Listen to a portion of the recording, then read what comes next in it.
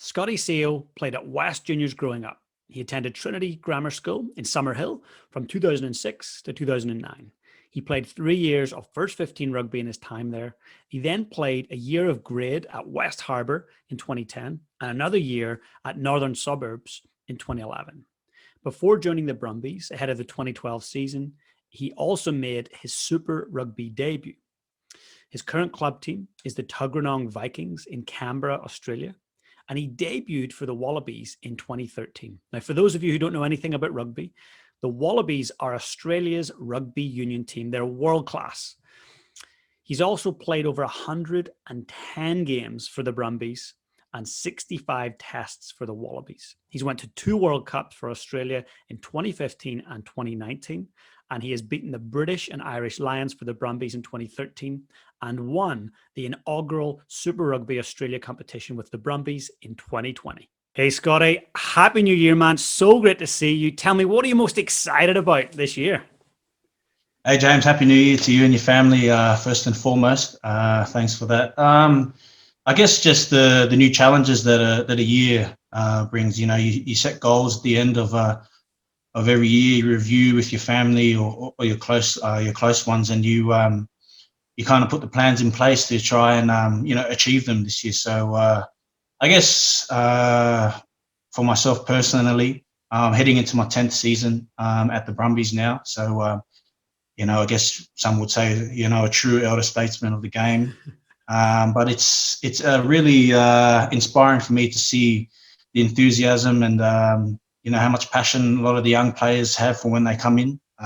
Gives me a lot of drive, reminds me of the journey so far, and it's pretty cool to maybe be a small part of someone's journey and help them achieve what they want to achieve within the realm of professional rugby. So those are all the sort of things I look forward to. I guess making plans for life after rugby. As all professional athletes know, we have a limited time to make the most of our arena, and for rugby, it's not that long in the scheme of life. So I guess there's a famous quote in rugby that you want to have something to retire to, not retire from. So the earlier you put those plans in place, I think the better off you'll be.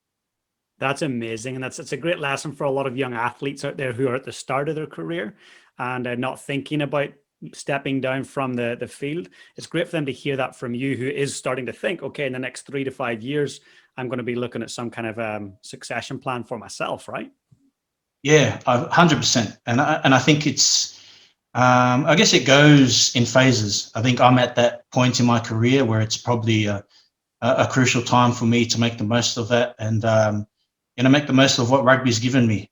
Such a big opportunity to network and meet so many different people. I had the opportunity to meet you in Fiji 2 years ago at the end of the year, and that was just us planning a trip at the end of the year with some of the rugby boys, and just deciding to do that, helped me connect with someone like you, and here we are, a couple of years later, still connecting and keeping in touch. I think that's one of the important things. But I think for anyone starting out, I think it's super important to invest yourself in rugby. I think your first couple of years,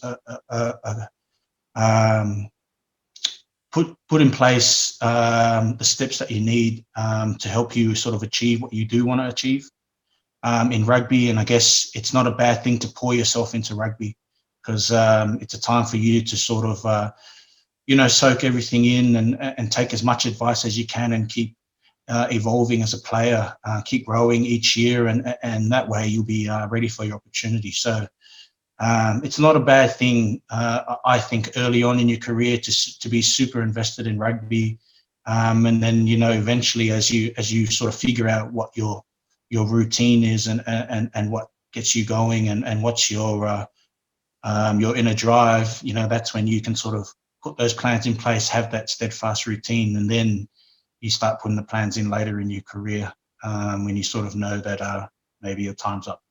I love that. That's so cool. And yeah, I reflect back to when we met, and it was kind of synchronicity. We both made plans to go on an experience, a tourism experience there in Fiji. We met on the boat, and just right away, the one thing that struck about me, about you, was your humility. And I had no idea who you were. I actually thought you and your buddies were teachers who'd got a summer off, spending all this time in Fiji. And then I realized by looking at the build of you guys, maybe they're not teachers. This is the front row of the Wallabies. Yeah. No, we So it could was pass really as cool. PE teachers, you know. True. No, it was really amazing to connect with you, and you were very heart centered, really down to earth. And then when I got to understand what you did, it's like, wow, you're a real high performer in life. And as I've watched you over the last few years, you're truly connected with your family. It seems to be like family is your foundational pillar. When I look at what you do on social media, it's very heavily rooted in your culture and in your family. So I'd love to talk a bit about your family. So what was your mum and dad's role in helping shape the man that you've become? Oh, they were everything, and they still continue to be to this day. I guess when you're younger, I wouldn't say you take it for granted, but you're a little bit ignorant to what unconditional love is, and then how much your parents truly do love you, and how really immensely proud they are of what you do in life. You know, as a young guy growing up, my I guess my parents' approval on things and what they thought of things meant everything to me. And so I was constantly trying to impress them, trying to do everything I could to tick all the boxes, And what I later learned in life was it was kind of their way of pushing me to out of my comfort zone, trying to create a higher ceiling. Some would say as you go. My dad's quite a smart man, very meticulous in his preparation in a lot of things. Is a big forward thinker, my mother, as most mothers are quite caring. Always there for you, always a shoulder to cry on. But they had the ability to adjust and sort of go either way as well, both times. So they could catch you off guard both ways that way too, coming up. So I think one of the big life lessons I learned growing up was that rugby was kind of everything. It was just I was kind of in that mode at school where I was like, rugby. It's all about rugby. I'm going to be a rugby union player, blah blah blah, which is good, and you want to have that goal, that you want to achieve, but you've got to understand the stepping stones you need to take to get there. You also got to understand that I was a bit naive, I guess. I just kind of thought I was always going to be a rugby player. There was no plan B, but you got to be ready for the fact that there are a lot of things that can get in the way of you achieving that dream as well. And my father understood that through his experiences in life. Both were born in Samoa, grew up in Samoa during the 70s, 80s, 60s. Very tough times back then. Finished their schooling in New Zealand, met in New Zealand, got married in Australia. So they're in 89. So they've been together over 30 years now and managed to raise the four of us. So yeah, I think, one of the things, as I was alluding to back before with life lessons, was my dad said that, you're a student athlete, student comes first. And he never likes to talk about it, but in year 11, I broke my hand heading into my second first 15 season. And, I didn't really take the rehab seriously. I mean, I didn't really know that much, about it. So I kind of just thought I was just going to take the momentum from year 10 and just continue it on in year 11. And it wasn't quite the season, I hoped for it to be. Started off really slow. And my dad's, I guess my studies were affected by that because I'd take my mood from training and games into school there as well. So, I think my dad never likes to talk about it, but one day he said to the school, unless he improves his grades, I'm taking him out of the first 15 team. And I was there on a full scholarship. And, I don't think it was his decision to make, but, when you live under his roof, it's his rules, both of their rules, actually, dad and mum. And he just didn't drive me to a first 15 game one day. And, I had to sit down with the principal and that, and they called my dad, and my dad said the most important thing to him is making sure his son got a great education. That was the whole reason they decided to go ahead with the scholarship in the first place, was that he understood that he'd be getting a great education first. And he knew how important that was going to be heading into professional rugby. It kind of brought things to light for me. I kind of plodded along through year 11, but realised that year 12 was going to be a super important year off the field more than it was going to be on. And I think it put me in good stead moving forward. So, yeah, I think, you pick up a lot of different things from your family as you go. You learn, you evolve, you grow. But the biggest thing is they've always been honest with me. Their assessments of decisions that I've decided to do in life, my games as well. They don't beat around the bush. They just tell it how it is. And I think it's the most important thing for a kid growing up, because if your parents can't be honest with you, who is going to be honest with you? So, I think it allows you to be able to take criticism, a lot easier, because if you're copying it at home, everywhere else doesn't seem that bad. I love that. That's seriously beautiful. And I really respect and admire your dad for prioritizing your education, because I think for so many parents, if you see your kid has this passion for a sport, or in my case, it was a musical instrument, like you want to just get them to follow that and not worry about the education. But hey, things can happen. A career-ending injury for a musician or a sports person can happen. And so I think it's beautiful that your dad did prioritize that. And, over the last few years, I've been connecting with people that look at the longitudinal studies with young boys, particularly, who have education, really good education, versus boys who don't. And the ones who don't tend to have worse social skills, lower emotional intelligence, higher incarceration rates, all these things, these terrible things like anxieties, depressions. So education is a starting foundational building block. So your dad had it absolutely spot on. Yeah, and I think one of the big important things I found out, and it wasn't only till about 2 years ago, is that I guess education comes in many different forms and types. It's not just sitting in a classroom and just soaking things in that way, looking at PowerPoint presentations and taking in a one-sided conversation. And I think some people learn great that way, and it works great for them, and they're able to go into different areas and different fields of work that help them excel with that type of platform. What I found is that education is sometimes about exposure, experiences as well. And you find that with a lot of the Pacific Island community, very hands-on people, and it's no secret to why, a lot of them excel in areas where, there's a lot of group work involved. What you'll find is you don't find a funny thing, you being a musician. My mother taught me this as she sang in a lot of choirs. She was a minister's daughter growing up. You don't find a lot of individual Pacific Islander artists around. What you find is they do a lot better in groups, in choirs, in the fields of work. You'll find a lot of them actually don't mind working in construction because they get to work with a group, very good socially, and they work well within groups. They understand how to excel as an individual within a team environment, and I think they're things that you don't get taught through school and in life. They're just kind of things that you just have naturally, I guess, and they're things that experiences teach you.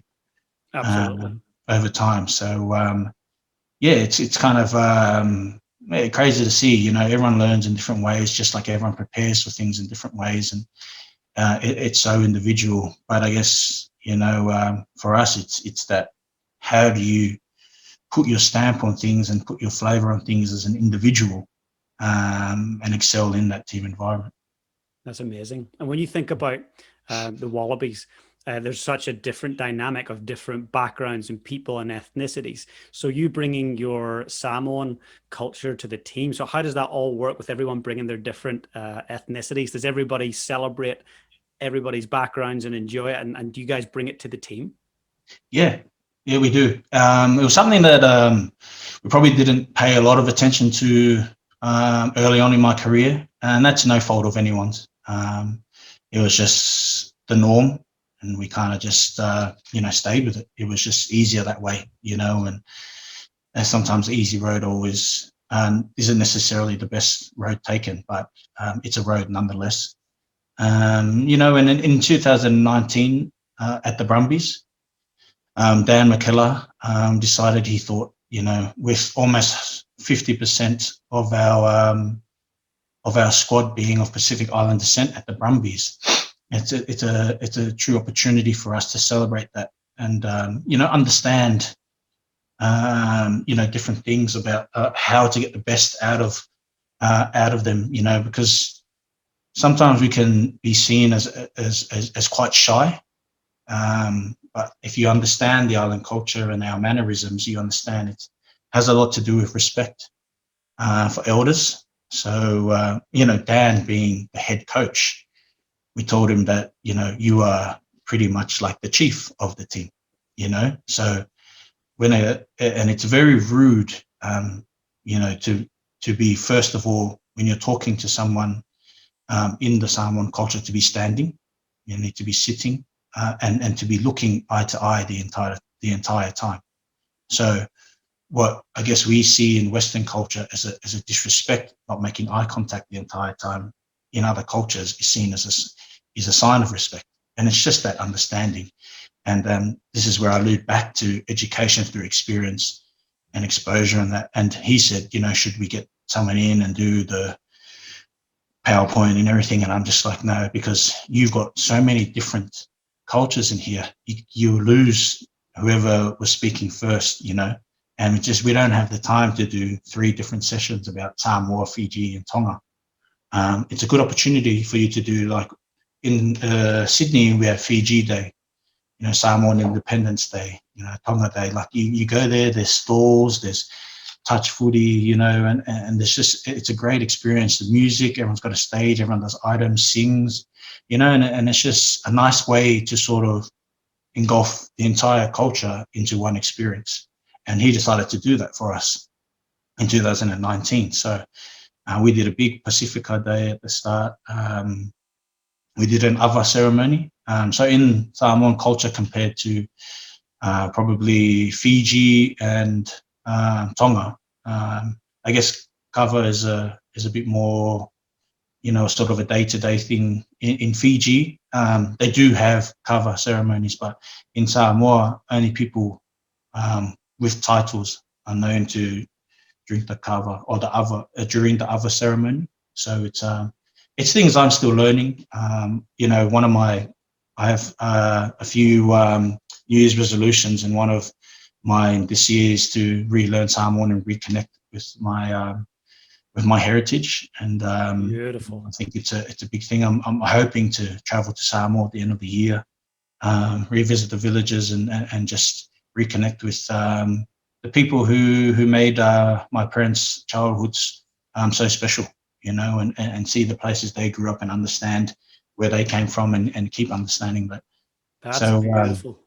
yeah, it was pretty cool. We had our first Pacifica round, and so we had the Pacifica jerseys. Something that came kind of really full circle for me was unreal. Was my 100th Brumbies cap fell on that weekend. Wow. And we managed to get a win. So yeah, it was super special, and something that a really special year for me. Something that I've never experienced before, but I'm very fortunate to Dan, our head coach, Chris Thompson, our CEO, and the Brumbies for taking the time to recognise that. And the flow-on effect we saw of that is when Dave Rennie came into the Wallabies, being of Cook Island descent. He's a very good singer, and he's really good on the guitar. And decided that each person of different heritage or different culture would sing songs every week. So That's beautiful. We had Samoan. So on our socials on the Wallabies, we saw we had the Fijian song, Tongan song, Samoan song. We did a Maori song, a Maori song, and we tried a Cook Island song as well. We had the Australian song as well there, obviously, and So then, cool. yeah, and we tried to obviously learn the Australian anthem for the last game in the dialect of the Gadigal people in Sydney. So that's why we sang the anthem first in that dialect. So yeah, it's really cool. I think it's one of Australia's unique features is how multicultural we are, how diverse we are, with all these customs and traditions. And I think it's something we don't celebrate, enough in Australia. But I guess you got to get someone to start the conversation there. That's Really right. go on. And sorry, I'm sort of rambling on a bit here, This is but great. No, it sounds like you've had an amazing coach there that thought he's not just thinking of high performance, he's not just thinking of results, he's thinking about culture. And he's thinking about, yeah, okay, if I can develop and weave this amazing culture, bring all yeah, these different young lads and young men together and really respect their culture, I'm going to get a better overall performance. They're going to enjoy themselves and yeah, leave a lasting legacy. And it sounds like that's what's happening. yeah. We had just one little story to finish off. To finish that question off was Murray Douglas, who's moved on to Japan of Scottish descent, joined our squad 2 years ago for the last 2 seasons or 2 or 3 seasons, and unreal guy, super humble, hardworking, just had been around to a few different teams, bit of I guess what they say, a journeyman. He's also a lawyer Wow. as well. So a pretty switched on guy. But he sort of, showed me, I guess, I'd met a lot of really cool people over time, but he kind of, it's just what I believe rugby is all about. He came in, he played in New Zealand and understood all the things, but really took to the Pacifica Day. And then last year as well, just he would turn up to all the team drink ups, try to learn all the songs we liked and everything. One of the days, because whoever's house it is, we normally get them to be the DJ as well. So we were drinking in our garage. Devita bought the cover bowl over, and he'd never had cover before. So we had So good. a few beers and drank the cover, and he enjoyed it. And then I got him to play some Scottish songs for us. We had no idea what they were saying in the songs, but it's just, I think no one had ever asked him before to play his music unless he was with his family and friends. So we got around him, and I think that's the special thing is the bonds you create with people and how comfortable you become with people, where they're almost pretty much your family away from your family, and I guess one of the things my mum always said is, how would you treat your family like this at home? So you've got to, take those values and take that, and that's how you've got to start treating your team, because they're the people you live with every day, and the people you go to battle with, and then the people who are going to turn up for you, So, if you want them to, then that's what you need at the end of the day. I love that. And I love that you're really connecting family and high performance sport. And I think that there is such a cross connection between the two. And the fact that you've been brought up with the amazing cultural background by beautiful parents has allowed you to fit into some incredibly high performing teams and thrive. Yeah, no, it has. I mean, it's put me in good stead. Again, I can't thank them enough. Beautiful. They've done so much for me. They continue to do so much. So I guess while I'm in this arena of professional rugby, it's not a bad thing to splurge every now and then on them, and Absolutely. give them all the things that they thought were maybe unattainable to them growing up. So they're so humble about it. They try not to accept it. My dad sarcastically says no, but Well, a he big shout out quietly, to your parents. We should say hello to them. yeah, that's it. Is it Talofa? But How do I say hello in Samoan? Talofa lava. Talofa lava. We'll say talofa lava to your parents then. Yeah, Talofa lava. I love it. So tell me this. I look at you and I see such success. I see it from your high school age. I see it at your club rugby, your club team. I see it at your state team. I see it at your national team. You're incredibly successful at what you do. So if you were to look at what you do, what would you call your success formulas? Is there certain things where you're like hard work, dedication, repetitions, mindset? What are some things that you look at and say, that's my formula that helps me get a more successful outcome than if I didn't do that? I guess I'm very organized in my preparation. I have a routine that I tend to stick to a fair bit, and consistency is key at our level. If you can't consistently deliver, unfortunately, that's when you find yourself on the back burner there, and it's something that I think people tend to say, like, people say, don't talk about winning, and this, and I think, those are the sort of things that hold you back. When you're afraid to talk about something, you kind of fear the consequences that come with that as well. And, I think one of the things is, just because you're afraid, you're not afraid one day to just start talking about winning, or, start talking about things like this, doesn't mean you're just immune to it. It's a forever changing and evolving process, I think, for an individual, and like you said, so many different things come into play: injuries, team selection, the weather of the day, how you feel that morning when you wake up, your preparation throughout the week. So I think just being consistent in what you do is super important. In one of the questions I answered earlier before, when you pour yourself into rugby early, that's the time where you find out what's most important to you, to your Monday to Friday grind. And that's where you need to spend that time experiencing, new things and trying new things, because you won't know what works for you. You won't know your formula unless you, take the time to piece it all together there. So, yeah, I don't think it's necessarily like, there's one standout thing, that's just got me to where I am today. I think hard work, determination, persistence, all these things, they've got to become non-negotiables for you as a professional athlete, and it's finding what your X factor is, what's your point of difference, I guess, and injecting that into the team.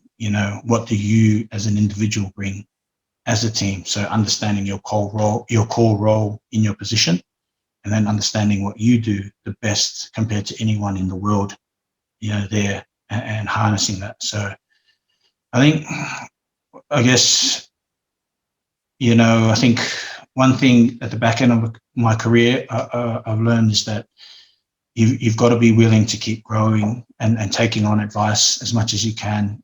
This, you can't teach an old dog new tricks, is not the way forward. It might have been 10 years ago, but if you're not willing to change and to grow and to evolve individually, and this is both on and off the field, then, you'd be stuck where you are, and you might play at a high level, and you might just sort of stay there, and it might be enough.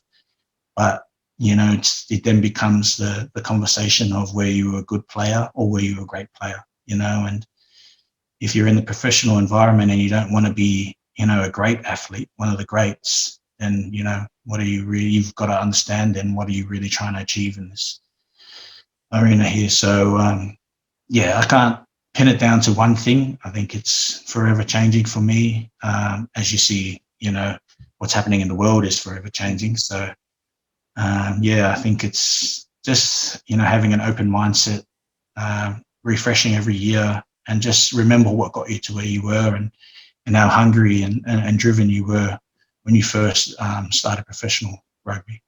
I love that. And you talked about personal growth on and off the field. So what do you do off the field to continue to grow your mindset and to make your future brighter? Look, I think, education is super important. A lot of boys study. I did do uni for a bit. I think there's things that I need to talk to our careers advisor about. I think one of the hardest things for rugby players when they are finishing up with rugby is finding something else you have a passion for. outside of rugby. You're obviously not going to have the same amount of passion for that you did in rugby, but you know, you don't want to just go into another job just because it looks pretty and it looks nice. You know, I think you've got to find something that you have a passion for. Definitely. So I'm a very social person. Love golf. Not that great at it. So I tend to play a lot of Ambrose, 2-ball, best ball with the boys, but I just enjoy the social aspect of golf. You know, it can bring a lot of different people together, and you know, if one shot in 9 or 18 holes can make a round for someone, you know, and I love how much that is. Play a lot of PlayStation, Call of Duty, Fortnite, all this. So Love it. what I found is actually it's a really cool way to connect and stay in touch, just like Zoom is, and as well. So I also, you know, obviously too much PlayStation is never great for anyone, but I found that PlayStation probably has kept a lot of kids off the street. It's probably good for professional rugby players. I think it's probably kept a lot of people from overindulging in gambling and you know, becoming alcoholics and this. So people have their opinions on PlayStation and that, and I understand that too much of anything is never good. But I think it's had a good effect on you know, professional sport and you know, young kids coming up. So I think finding a balance is obviously the important thing there. But I think in the bigger picture, I think it's done a lot more for you know, for the economy than most people would like to point out. I 100% agree. And chatting to some of the guys in the All Blacks who are also, you know, pro rugby players, they talk about Fortnite and all the gaming that they do just to relax and to just decompress after a game. So I think you guys all have that in common. You high performers are big gamers. Yeah, that's it. You know, I think it's, you know, we're all pretty competitive too. So ever so slightly. yeah, it's the tad. So yeah, it's cool. It kind of without the strain on the body, you're able to, you know, keep that competitiveness going there as well.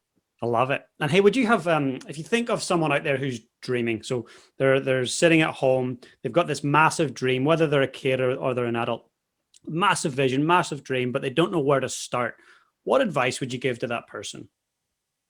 I think first and foremost, you need to understand who your support network is. Who are the people most important to you that are going to help you achieve what you want to achieve? I guess for me personally, it was my family, letting them know what I wanted to achieve in life and then setting a plan moving forward. Luckily for me, my parents had a lot more life experience than I did. My father obviously had gone to a World Cup with Samoa, played for Canterbury. Wow, I did not know that. Yeah, went to Canterbury University. So he played with the likes of Robbie Deans, Victor Simpson, Jock Ross, you know. So a lot of New Zealand legends there as well, played against a lot of the All Blacks of the 80s. So that's amazing. Yeah, you know, and obviously played with the late Peter Fatialofa as well. He was the captain of Samoa in 1991. But you know, I was very blessed that I had them in my corner, and my parent and my mother as well, within what she had done in life too. So I think, you know, you fool yourself sometimes if you think that individual athletes as well have just achieved everything off their own back and they've just done everything themselves. A lot of them, boxers, tennis players, all this, they walk in entourages because that's the people that they lean on the most when they need them. You know, music artists, actors, they're always in groups of people. You know, and that's what that is at the end of the day. It's the people closest to them, the people that are going to help them get to where they need to be. You know, have those honest conversations with them, and I think, you know, I believe that's the most important thing. Recognize what you want to do, understand the plan to get there, you know, and then commit to that, you know, and then you understand what drives you externally, and then the next sort of step, the next process is to find what's your why, what's your inner drive, you know, what do you individually want out of life and want out of professional rugby, you know, what kind of legacy do you want to leave behind, you know? So I love that. I think that's the most important for me. That's amazing. And, I think when you said, start with why, it reminds me of the great author Simon Sinek, who wrote the book Start With Why. And it's all about discovering your intrinsic drivers and what internally drives you. So with that in mind, what legacy do you want to leave? Yeah, I think it's an interesting one. Obviously, early on in my career, it was all family, and that was what drove me, and understand the sacrifices and all that, and it still does. And I think, I've learned that sometimes it's not enough, and what do you want out of rugby, and what do you want to achieve, and what are you playing for at the end of the day? And what I found is that, I want to inspire the next generation, like a generation inspired me to want to play for the Wallabies and to play Super Rugby. George Smith was my favourite rugby player growing up. I was a young back rower, so I wanted to be like him. I wanted to play in the back row, 6, 7, 8, and be kind of like a jack of all trades. And you had Totai Kefu there as well. Obviously, being a young Samoan kid growing up, they were the people that I naturally gravitated towards, and it's I guess watching George Totai, obviously George Gregan as well.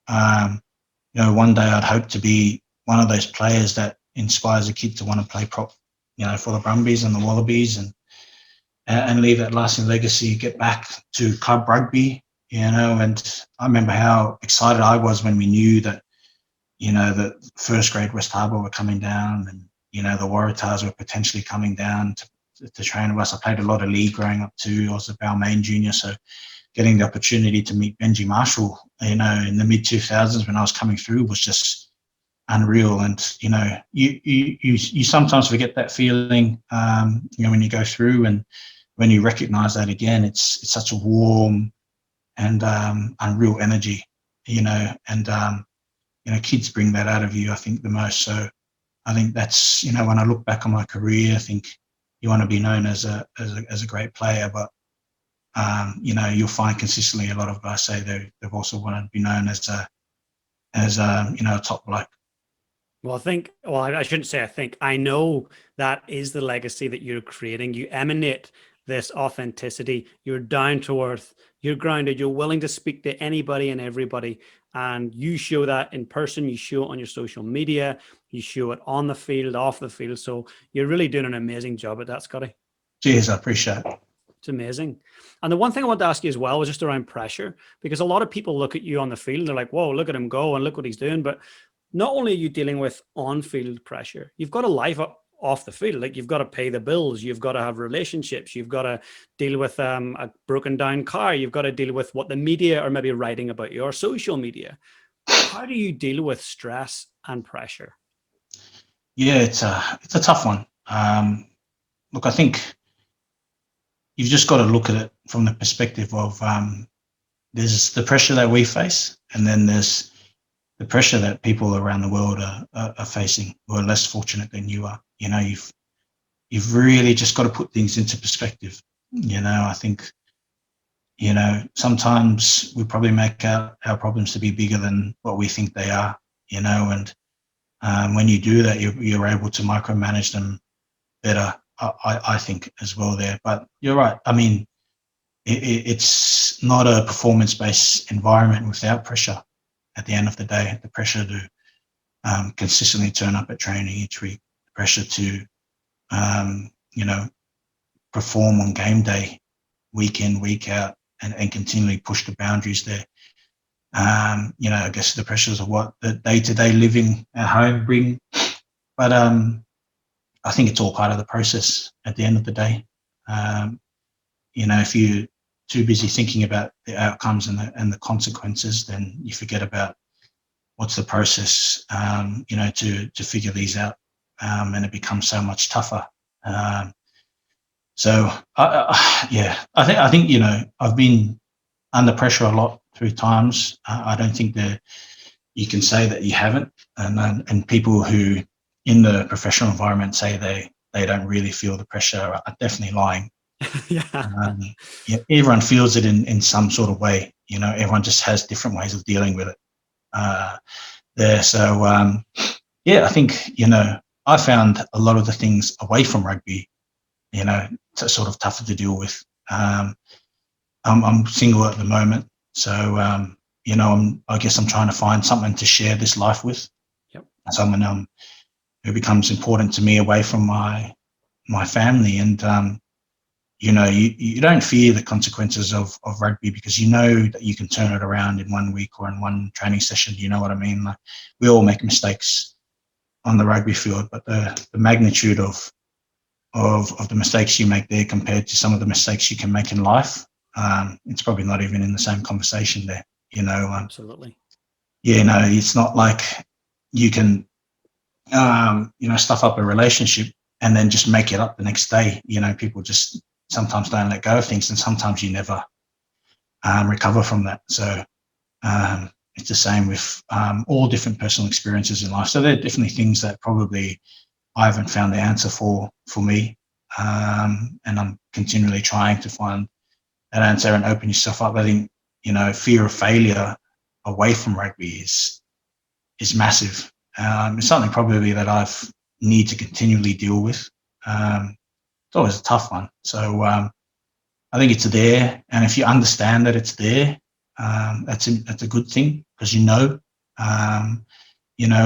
you try to sort of block it out, it's always tough, because it's always sort of creeping up on you. But when you understand that might be part of the process, it is what it is, and it's about learning and growing from that experience. It puts you in a much better place moving forward. The first thing I'd like to say is, one, I love that you can acknowledge that you have a fear of failure. And I think that is the first step in being able to move forward and handle it, because it's a human trait. I'm actually reading Barack Obama's book, A Promised Land, and he talks about his own fear of failure. And then as he got closer to presidency and he started to realize, wow, I might become the president, fear of success then kicked in. And he's like, whoa, he started to back away a little. So I think no matter who we are, we're all human. We all have these fears of letting people down, of disappointment, of humiliation, of success, failure. So I really admire you and acknowledge you for being open and saying, hey, that exists within me, but I actually have a coping mechanism and a strategy to deal with it. Yeah, 100%. Funny you say that. My siblings got my father his book for Christmas, so he's also been reading it, and he says it's an unbelievable read. He just really says there are a lot of different things. Obviously, the fear of failure, coping mechanisms in and around that, being ready for opportunities. I think he was the youngest senator or whatever to put his hand up for presidency as well, and I'm not 100% sure of the whole story, but my dad just sort of says the biggest thing he learned from him was that no matter what, even when he wasn't ready, he told himself he was ready no matter what, and even if he knew he hadn't prepared the best, his mindset was always he's ready. He was, no matter what came forward, no matter what came his way, he was always good to go. And I think you read about a lot of different people through life, but I think reading the book of the first black president of America would be you'd pick up a lot of different life lessons there. So yeah, it's like I said, I mean, it's no surprise to me that you're also reading his book and picking up a few things there to add to your arsenal. I think it's great. That's a beautiful book. And Scotty, the first 4 chapters, I've probably made 300 little notes about it. I've went wild. There's so many lessons. It's a phenomenal read. And I think the internal dialogue thing that came out, the self-talk, the positive self-talk that Barack talks about. So for you, is there anything that you do internally to prepare for a big test match or to prepare for the World Cup? Do you say anything in here that lines up with your heart and gets you ready to go? No, I think I had a tendency to overthink things. When I was younger, I'm so, like my father, very meticulous in my preparation, and I'm so big on have to be here at this time. This is my role here. If this happens, this is where I need to be. And sometimes you tend to lose that instinctiveness over time, and you become a bit like a robot where Mm. you're good within the game plan, but then I guess it's that what I talked about is what's your point of difference then again, what's your X factor, and you lose yourself in it a bit.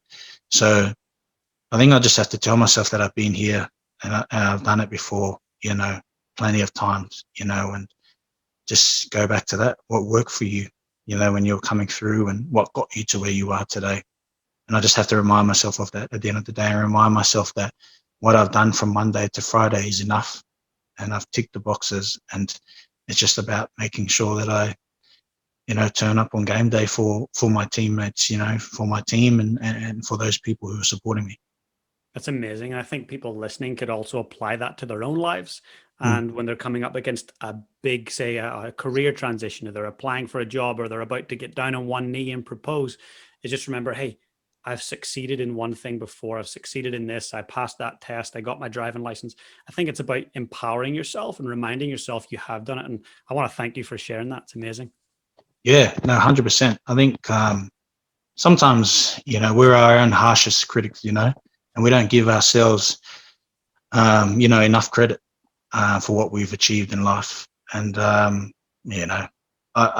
never quite understood the quote, learning to love yourself, makes it easier to love others. I've never understood it, but it's something that I guess I'm kind of getting to understand. And it's not just, you love yourself, then you can love others. It's understanding. It's more of an understanding of yourself, and what you bring to the table, what your flaws are, and everything, and being comfortable with that as well, so that when you meet people in life, you're not afraid to tell them, of that. It's not all about the good stuff. It's about having that vulnerability to open up to people and say, look, it is what it is. This is something I struggle with, or this is an experience that I've been through. And I'm not afraid to talk about it. And hopefully maybe it helps someone along the way, or, it helps you understand that situation better. So if you do come across it, that someone else has been through it, and they've found a way to get through it as well. That is so relevant in this day and age when we've got Instagram, we've got Clubhouse that's just been released, we've got Twitter, Snapchat, when we see everyone's kind of like highlight reels. Mm. And often we don't see their vulnerability. And when we do, sometimes it shocks us. So I love that you're encouraging people to express more self-love, look within, and accept yourself for who you are, and then get out into the world. And you're able to connect with people and other humans in a totally different way when you love yourself for who you are. Yeah, I think it's super important, especially in professional sport, because whether you like it or not everyone's going to care about the Monday to Friday grind before a weekend game. All they see is 80 minutes between the white lines on the weekend. And, some people will just, that's all they care about, and they'll just judge you on that at the end of the day. And if you can't learn to look past that, it's just, rugby becomes not just rugby, but the professional sport environment becomes a bit of a burden on you, because you're so harsh and so critical of yourself that if you start taking in opinions of people who weren't there for you from the start, then it's just going to keep weighing you down and keep weighing you down. And every mistake is going to seem like a big mistake, and it's all going to pile up. And mentally, it's hard to cope, I think, over time. And it's the blessing and the curse of social media, isn't it, at the end of the day? Definitely. And I'm not a fan of this. Everyone has their own opinion and blah, blah, blah. I think social media has given everyone too much power. And that's politicians, professional athletes, day-to-day people, actors. It's given everyone too much power over other people's lives, and I just think, I understand you're invested in teams, and you're invested in people, and all this and that, but don't throw stones at a glass house at the end of the day. Who are you to judge people for what they're going through? And I think everyone has their own story. Everyone's obviously going through different things, and adversity and that.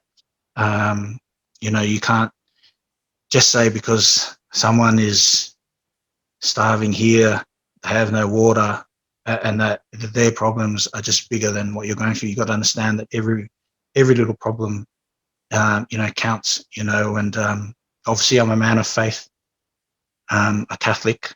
My parents are devoted Catholics. Obviously a lot more forthgoing than I am, but what I always understood is that, to God and Jesus, no problem's bigger than the other. Every problem is important to them. So I think it's the same thing in life, where every problem counts, and making sure you're there for each of them and making sure that you address each of them is important as well. 100%, 100%. Thank you, Scotty, for sharing that. It took me back. So last year, I spent the whole year studying Nelson Mandela and reading books and watching documentaries and taking notes. And he said one thing that really resonated with what you just said. And it was all about judgment. And he said, don't ever judge a human by one of their current actions or one specific time in their life. He's like, the only time if you're going to judge someone, he's like, wait to the end of their life and judge them on their whole life, what they've done, what they've given, what they've taken, their goods, their bads. And I guess from him, he spent 27 years in prison. He went to prison for treason and then came out and transformed a country and united people and was really the father of forgiveness. Yeah. And I love that outlook. Don't judge someone on one thing they've done on the field in the 80 minutes. Don't judge someone on the one faux pas that they've said, or they've screwed up with a word they've used, or they've been interviewed and said the wrong thing. Don't judge someone on that. Look at the whole span of their life and look within before you judge. 100%. And obviously there are people, who support you as fans and that who love you and have been there all the way. But I just think, social media has just given too many people too much power to just say what they want without any consequences. And, there's always going to be people that go, oh, well, when you decided to be a rugby player, this is the criticism that comes along and blah, blah, blah, but you've got to, look at it in the scheme of life, in terms of people taking opportunities in rugby. You got to look at your workplace. If you were provided the same opportunity and work in your workplace, would you not go ahead and do it? And you've got to ask yourselves those questions at the end of the day. So I think you've got to learn to deal with it. It's the times. My father said he'd hate to be playing in this time because he's just being on social media has just realized how much people are just out to get you, can get you at any point in time. There's an app for everything, Mm-hmm. But yeah, like I said, it's the times we live in, it's the time we're growing, and that's why being able to adapt and adjust and evolve is super important. 100%. And I think that, as a professional athlete, I imagine resilience is so important, so that when you do get that criticism, which is inevitable, that you have the thick skin that your parents helped you develop. They told you the truth and kept honesty as a big part of that relationship. Gives you that resilience to deal with these haters. Yeah, 100%. And it's one of our pillars at the Brumbies. You have to remain resilient as a rugby player. I mean, you got to look at guys like David Pocock, back-to-back ACLs, that would have finished a lot of different players' careers. But, he went on, became better in different areas of his game and evolved as a rugby player. And, it's amazing to see someone who arguably probably didn't need to do anything to his game and could have come back and still performed at a high level, but had that growth mindset within that and understood that it's a opportunity to grow within rehab as a player is amazing to see. And I think it's something that any young rugby player could learn from in terms of dealing with injuries and that sort of thing moving forward. I love it. It's amazing. And hey, I've got one last question for you. I know that you got a lot on your plate and you're prepping for big things coming up. So I want to say a massive thank you for making the time. And it's really great to connect. Hopefully we can do this again in person in Fiji sooner rather than later. Yeah, that's it. Over a few Mai Tais, maybe. That sounds wonderful. Yeah. Well, the one last question I've got for you is, what is your definition of purpose? Yeah, I guess it's similar to what's your inner why, and I think it can be such a broad question, and I think there's no one answer, and I think it's important that maybe you need a couple different answers to answer this question. Like I said, I think my inner why is probably what my purpose in rugby is now, to inspire, and my, I guess, purpose in life is to be a good family man. I think one of the new quotes, I put up a new quote on my Instagram every year, and each year it's always been something about rugby. Persistence is key. Work hard in silence. Let success be your noise. Was it last year? But I think I had to strip it all back and remember what was important. And this year it's family, where life begins and love never ends. And I think it's something that I'll live my life by this year. And I guess it's something where I talked about wanting to share, my life with someone, my experiences with someone. One of the really cool things I've noticed is seeing a lot of the boys and their kids, where they're at an age where they can see. So Keps, Sekope Kepu. He's the kind of guy that I'd love to model being a father on, and being a husband, and the love that he shares with Anna, his wife, and he has with his kids. But the really important thing is seeing how proud his kids are of him. They wear his jersey, they have his number, and they're at an age where they can share that with him. And I think that's something really cool that I'd like to experience one day. And I think, your purpose is something that's forever changing. I don't think there's, one thing that you should strive to be in life.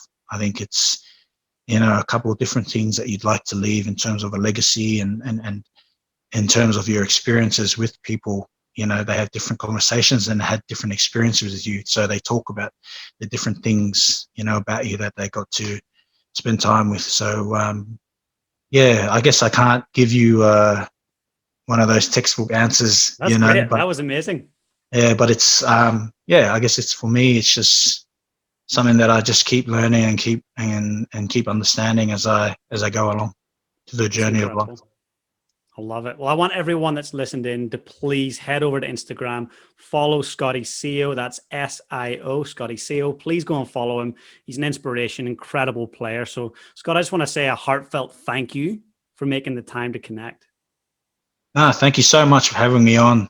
Really cool to connect again. And I think it's something really, important. I think to, always cherish those, those people you meet and you connect with in life. And, I think, everyone give this guy a follow. He's doing some really cool stuff, and I think there's a lot of vulnerability on his page with a lot of different people through life. And I guess it's through a lot of our different experiences, there's an opportunity for everyone to learn and continue to grow. So, for everyone listening or watching, all the best for 2021. Stay safe, keep healthy. Much love to all your families.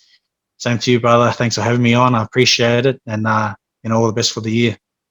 Hey guys, if you enjoyed the content today, please smash that subscribe button below. And if you want to become part of my community, I've got an amazing free Facebook group. Please come and join us. The link is in the description below. And also, if you've got any questions about today's session, I'd love to know. Just comment below and I'll be sure to get back to you guys. Have the most amazing day.